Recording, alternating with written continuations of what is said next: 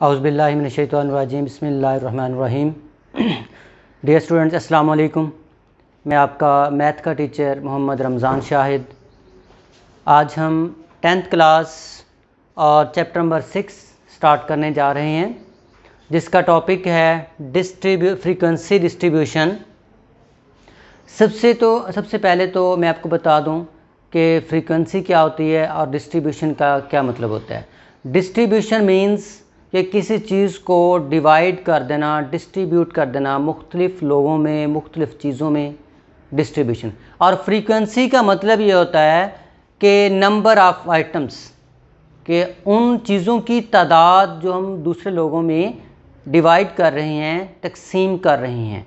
तो इसी तरह फ्रीक्वेंसी डिस्ट्रीब्यूशन का मतलब ये है कि अरेंजमेंट करने, डाटा को अरेंज करना या उसको क्लासिफाइड करना एक ख़ास मकसद के लिए, कि उसको मुख्तलिफ़ ग्रुप्स में डिवाइड कर दें, हम डिस्ट्रीब्यूट कर दें। अब वो मकसद क्या है हमारा है कि डाटा को एनालाइज करना, कि इस तरीके डाटा को पेश करना कि किसी अनपढ़ बंदे को भी उसको देख के समझ आ जाए, पढ़ सके, उस चीज़ को समझ सके कि इसके अंदर क्या बयान किया गया है। अब वही चीज़ आज आपको सिखाने में जा रहा हूँ। उसमें सबसे पहले हम बात करते हैं डाटा की, कि डाटा क्या चीज़ है। डाटा का मतलब ये होता है कि वो ऑब्जर्वेशंस, वो फैक्ट्स, वो फिगर्स जो हम किसी भी सोर्स से इकट्ठा करते हैं, वो तमाम इंफॉर्मेशन जो होती हैं वो डाटा कहलाती हैं। जैसे कि डाटा की डेफिनेशन आपके सामने लिखी गई है, fact and statistic collected together for reference और एनालिसिस, यानी किसी ख़ास मकसद के लिए डाटा को इकट्ठा किया गया है। अब वो सोर्सेज उसकी कौन कौन से हैं, मुख्तलिफ सोर्स से हम डाटा इकट्ठा कर सकते हैं। फॉर एग्जांपल कि आप एक क्रिकेट मैच देख रहे हैं, आप क्रिकेट मैच के अंदर देखें कि नंबर ऑफ़ बॉल्स भी हैं, नंबर ऑफ़ स्कोर्स भी हैं, नंबर ऑफ़ प्लेयर्स भी हैं। वो तमाम इंफॉर्मेशन जो हम कलेक्ट कर रहे हैं, फिर एट द एंड हम उस रिज़ल्ट को भी देखते हैं कि वो रिज़ल्ट किसके हक़ में है, कि कौन जो है वो टीम विनर है उस मैच की। वो सारा जो डाटा हम इकट्ठा करते हैं, वो इंफॉर्मेशन, वो सारे के सारे हमारे पास डाटा कहलाती हैं। अब ये डाटा 2 टाइप्स का होता है। एक तो वो डाटा कि जो अभी हमने इकट्ठा किया है, उसको कलेक्ट किया है, अभी हमने उसको क्लासिफाइड नहीं किया, वो आपके पास अनग्रुप डाटा है, यानी कि बेसिक और रॉ डाटा। फॉर एग्जाम्पल, मेरे पास डिफरेंट कलर्स के मार्कर्स हैं। मैं ये करता हूँ, उनको इकट्ठा एक ही बॉक्स के अंदर बंद कर देता हूँ। 20, 30, 40 जितने भी हैं उनको मैं इकट्ठे कर देता हूँ।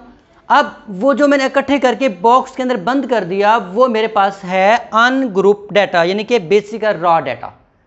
अब मैं क्या करता हूँ, उन मार्कर्स को बॉक्स से निकाल कर उनकी ग्रुपिंग कर देता हूँ, उसे क्लासिफाइड कर देता हूँ कि उसमें से रेड जो हैं वो उनको एक अलग ग्रुप में, और ब्लू को अलग में, ब्लैक को अलग में, ग्रीन को अलग में, उनको क्लासिफाइड कर दिया। जब क्लासिफाइड कर दिया, वो आपके पास बन गया ग्रुप डाटा।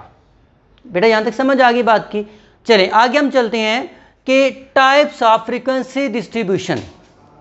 यहाँ तक था कि डाटा को हमने इकट्ठा कर लिया। अब डाटा को जो क्लासिफाइड करना है, वो क्लासिफाइड कैसे करना है, अब वो मेथड हमने सीखना है कि इस डाटा को समराइज्ड कैसे करेंगे हम। उसके लिए आपके पास है टाइप्स ऑफ फ्रीक्वेंसी डिस्ट्रीब्यूशन।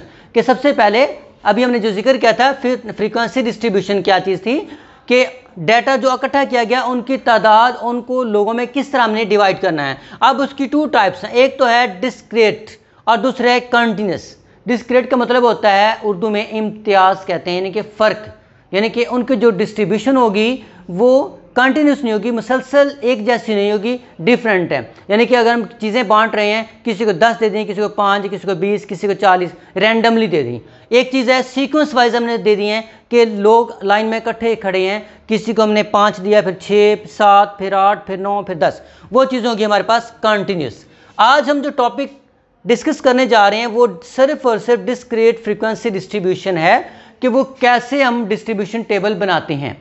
उसके लिए आपके पास सबसे पहले देखिए क्वेश्चन दिया गया है, 5 coins are tossed 20 times and the number of heads record at each toss are given below. अब हमारे पास जो थे, एक कॉइन, एक सिक्का है, जिस तरह हम टॉस करते हैं ना क्रिकेट मैच खेलते हुए, कि उसको उभारते हैं। अब वो टॉस जो किया गया था वो 20 टाइम था। जो 20 टाइम टास्क किया गया था वो and the number of heads, और उसमें जो नंबर ऑफ हेड्स थे वो 5 टाइम आए थे। ठीक है, अब वो कौन कौन से थे? सबसे पहले 3 बार, फिर 4, फिर 2, फिर 3, इस तरह मतलब रैंडमली डाटा। अब ये जो डाटा हमारे पास है ये सारे का सारा अनग्रुप है, क्योंकि अभी हमने इसकी ग्रुपिंग नहीं की, इसको क्लासिफाइड नहीं किया। अब हमारे पास स्टेप जो स्टार्ट होता है, सबसे पहले क्या है? एक्स, जो हमें मालूम नहीं है। अब वो हमारे पास क्या दिया गया है? नंबर ऑफ हेड्स, ये जो दिए गए डाटा दिया गया था उसको हमने लिखा। लिखने के बाद सबसे पहला स्टेप हमने ये करना है कि इसको असेंडिंग या डिसेंडिंग ऑर्डर में अरेंज करना डाटा को। ठीक है, मैंने इसको असेंडिंग ऑर्डर में अरेंज किया, आप डिसेंडिंग में भी कर सकते हैं, असेंडिंग में भी कर सकते हैं, वो आपकी अपनी मर्जी है। आप देखिए, सबसे पहले देखिए आप, इसमें से मैंने 1, 1, 1 को वो अलग ग्रुप बना दिया, फिर 2, 2, 2 का अलग बना दिया, 3, 3 का अलग बना दिया, 4 का अलग बना दिया, 5 का अलग। अब देखिए नंबर ऑफ फ्रीक्वेंसीज की क्या थी? ये 1, 2, 3, ये नंबर ऑफ आइटम्स कितने थे? 3, इसकी फ्रीक्वेंसी होगी 3 आपके पास। अब देखिए 2 कितने हैं? 1, 2, 3, 4, 5, 6, 7, 8। अब इसमें देखिए 2 जो है वो 8 टाइम आ चुके हैं, मतलब इसकी फ्रीक्वेंसी 8। अब देखिए इसमें 3 कितनी बार है? 1, 2, 3, 4, 5 टाइम आपके पास 3 आया, इसका मतलब इसकी फ्रीक्वेंसी कितनी है? 5। इसी तरह 4 जो है 3 टाइम है, इसकी फ्रीक्वेंसी 4, और 5 जो जस्ट 1 टाइम था, इसलिए इसकी फ्रीक्वेंसी 1 है। अब ये सारा जो डाटा था इसको हमने एक टेबल के अंदर कैसे अरेंज करना है, उसके लिए एक टेबल बनाया है, आपके सामने पड़ा है। अब टेबल को कैसे बनाना है? उसमें सबसे पहले नंबर ऑफ ऑब्जर्वेशंस आती हैं। जो ऑब्जर्वेशंस दी गई थी वो कौन सी थी? ये 1, 2, 3 and 4 and 5 number of observations लिखी गई। अब उसके बाद आते हैं इनकी फ्रीक्वेंसी। फ्रीक्वेंसी कौन सी वो देखें, आपके पास 1 जो 3 टाइम लिखा था, फ्रीक्वेंसी इसकी 3। अब 2 8 टाइम था, फ्रीक्वेंसी इसकी 8, और 3 आपके पास 5 टाइम था, उसकी फ्रीक्वेंसी 5। उसके बाद 4 3 टाइम था, 4 की फ्रीक्वेंसी 3। उसके बाद 5 1 टाइम था, और 5 की फ्रीक्वेंसी 1। अब दरमियान में आपके पास देखें ये है टेलीमार्क्स। टेलीमार्क्स का मतलब क्या होता है कि एक ऐसे तरीके से डाटा को, फ्रीक्वेंसी को शो करना कि जिसको एक अनपढ़ बंदा भी काउंट करके पहचान सके। अब देखें उसके लिए रोमन गिनती होती है, काउंट शुरू करते हैं हम।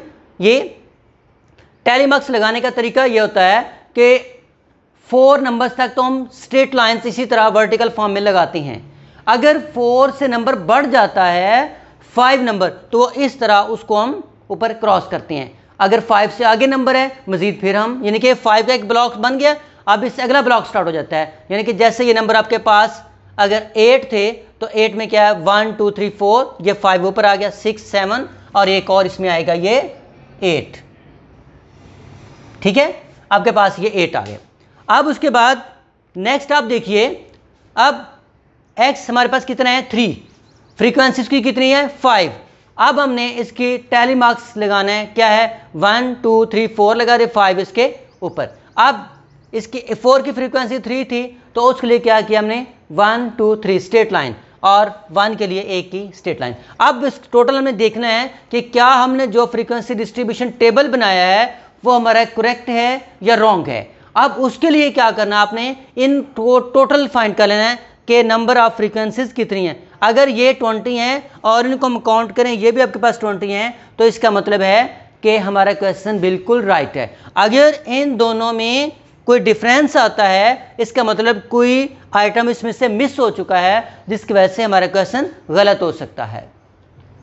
तो ये था प्यारे बच्चों आज का हमारा टॉपिक कि फ्रीक्वेंसी डिस्ट्रीब्यूशन कैसे बनाया जाता है। डिस्क्रीट फ्रीक्वेंसी डिस्ट्रीब्यूशन तक हमने आज का जो लेक्चर था वो कंप्लीट किया, और नेक्स्ट लेक्चर इंशाअल्लाह अज़्ज़वजल हम इसका कंटिन्यूस फ्रीक्वेंसी डिस्ट्रीब्यूशन टेबल जो है वो कैसे बनता है वो बनाना सीखेंगे। उस वक्त तक के लिए मुझे इजाज़त दीजिए। अल्लाह हाफिज़।